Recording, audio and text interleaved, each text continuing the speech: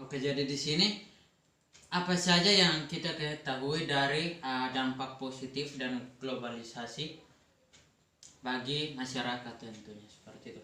Nah, di sini yang pertama itu dampak positifnya itu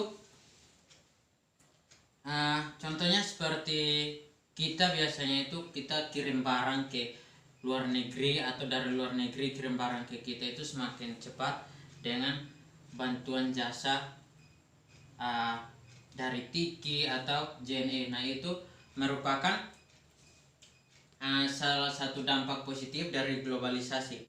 Nah, jadi di sini dampak positif dari globalisasi yang pertama itu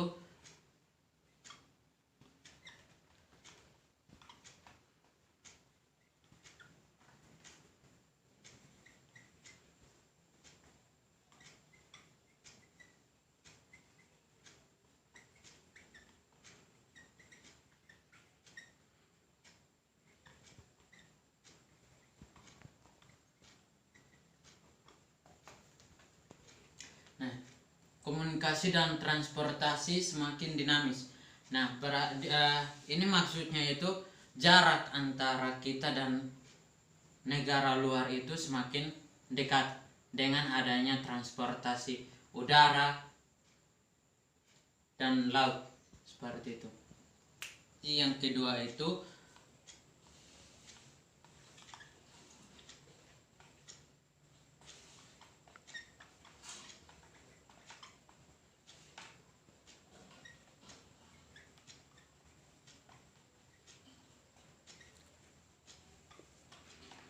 jadi dampak positif globalisasi yang kedua itu terbukanya lapangan kerja. Jadi dampak positif globalisasi yang ketiga itu adalah meningkatkan toleransi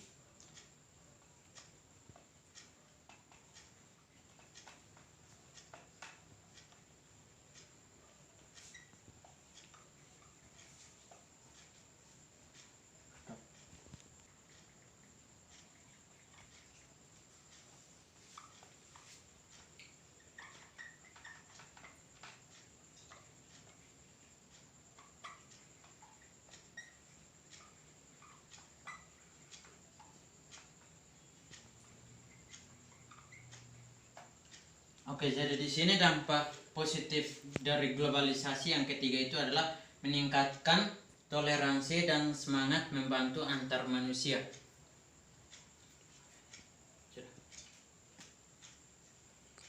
Selanjutnya yang keempat, dampaknya itu semakin banyak negara yang menganut demokrasi.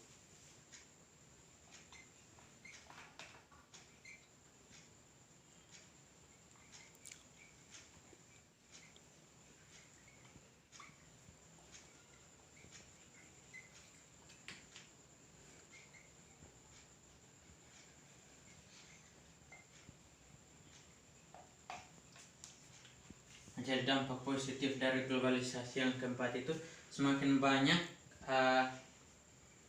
negara yang menganut sistem demokrasi. Yang kelima di sini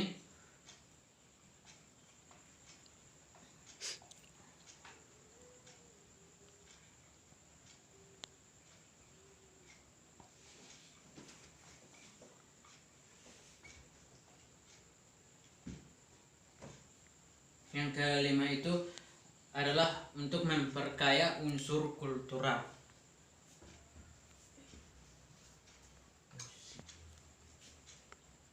Nah, yang keenam itu dapat menambah peran aktif dari warga negara.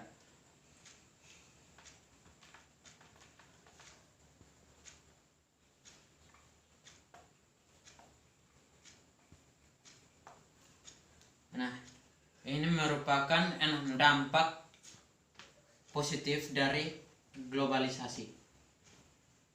Selanjutnya coba diperhatikan gambar yang di samping. Nah, gambar ini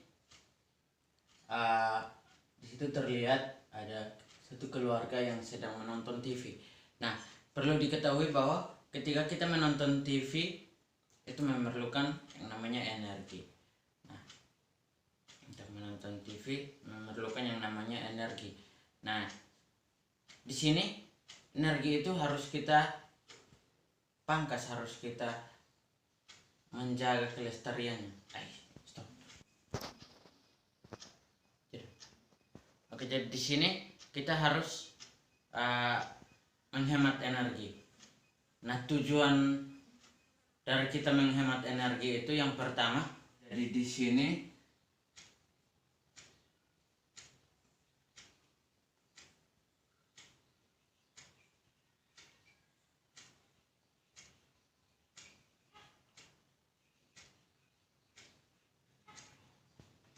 jadi tujuan kita menghemat energi itu yang pertama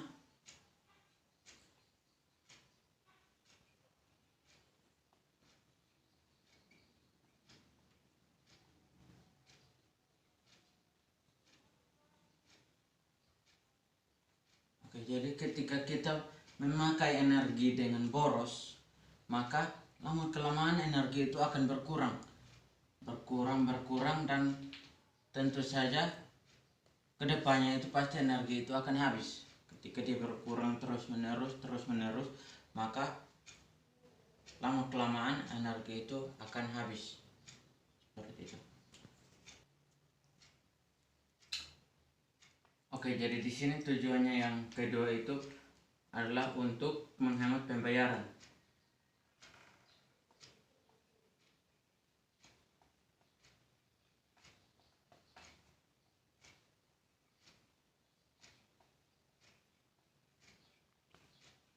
Untuk menghemat pembayaran. Nah, ketika kita menggunakan energi, tentu saja di situ harus ada uang untuk membeli energi. Nah, ketika kita sudah membeli energi itu tapi kita memakainya itu secara boros, kita tidak hemat, maka itu tidak akan memangkas atau tidak menghemat pembayaran atau pembelian kita, seperti itu. Nah, di situ tentu saja kita sudah boros. Oke, jadi di sini yang ketiga itu mengurangi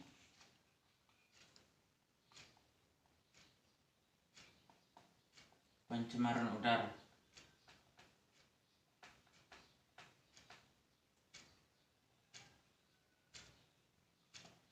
Nah, tentu saja kita ketahui bahwa setiap kendaraan yang kita gunakan itu memerlukan yang namanya bahan bakar.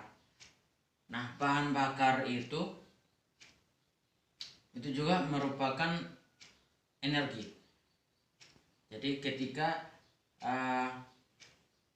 mobil yang kita gunakan itu memerlukan bahan bakar, nah dari bahan bakar itu dapat mengeluarkan zat-zat yang sangat berpengaruh untuk udara. Dia dapat mencemari udara. Nah, ketika lama kelamaan kita atau secara boros kita menggunakan itu, maka dapat mencemari udara, seperti itu. Sekian pembelajaran kita pada hari ini. Apakah ada yang ingin bertanya? Silahkan. Bapak berikan kesempatan untuk yang ingin bertanya, silahkan bertanya. Ketika tidak ada yang ingin ditanyakan lagi, maka pembelajaran kita pada hari ini cukup sampai di sini. Silakan dikerjakan tugasnya, dan sebelum kita akhiri pembelajaran kita pada hari ini, alangkah baiknya kita akhiri semuanya dalam doa. Berdoa dipersilakan. Berdoa selesai. Oke, selamat siang.